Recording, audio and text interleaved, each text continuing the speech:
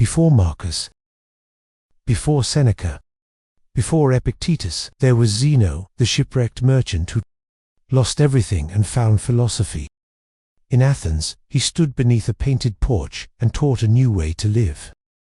Not by chasing wealth, not by fearing pain, but by mastering the self. He called it Stoicism. A life of reason, of virtue, of standing tall, even in the storm. He recognized that this was a chance for him to start over, to do things differently. And so he walked into the city of Athens and he started talking to people. It's a life of standing tall, even in the storm. And pretty soon this small group of philosophers became the biggest philosophical school in all of Greece.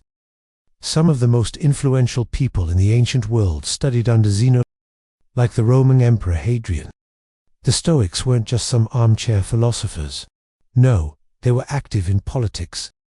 They were businessmen, they were generals. They were everyone. He talked about the shipwreck.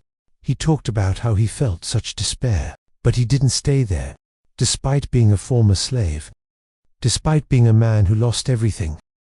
He understood something that most wealthy, powerful people don't understand, and that is that we can find happiness anywhere. We can find joy in the smallest of things. Remember the words of Zeno. Remember the life he lived. What's the point? He was a broken man who could have easily slipped into despair. But instead, he chose wisdom. He chose to see the opportunity in the despair. And that's how he found his fortune, how he found his happiness. Because ultimately, as Zeno taught, it's not the things that happen to us, but our reaction to those things that truly matter. Instead, he said, no, I had a choice. It's not what happens, but how we choose to respond. And that, my friends, is the art of living a good life.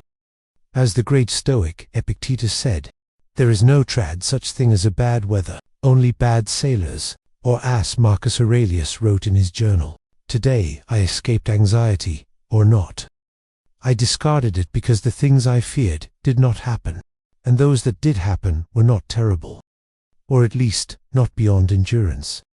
How did you get from despair to acceptance to making the best out of a bad situation? With Zeno and a broken man who chose wisdom over despair. He didn't stay in despair. It wasn't something you found in money or fame or power.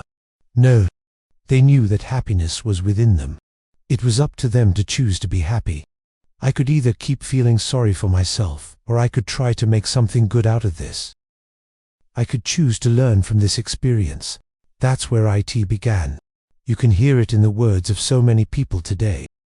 They asked him, how did you do it? And he said, I went to see a wise man, the philosopher Crates, who taught me to stop chasing after the things I've lost and instead focus on the things I still had, on the things I could still do. So they asked Crates, can you teach us this? And Crates said, of course.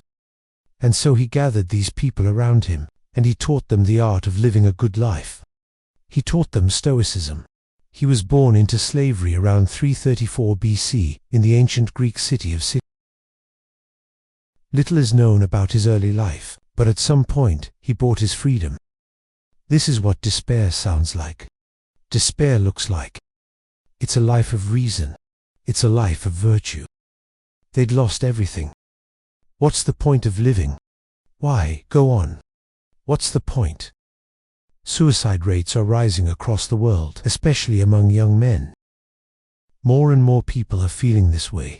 They don't know what to do with their lives. They feel lost. Then he traveled to Athens, where he made his fortune as a merchant. He sailed the seas, he made the money, and then disaster struck. On a voyage to Greece, his ship was caught in a violent storm and wrecked. He lost everything. Ship, cargo, money, all gone. Now, most men in that situation would have been utterly crushed. But Zeno, though he'd lost everything, saw an opportunity. And those people listening to him thought, wow, this guy is different. What's Stoicism? And here's the most amazing thing about Zeno. You see, the Stoics knew that happiness wasn't something you found out there in the world.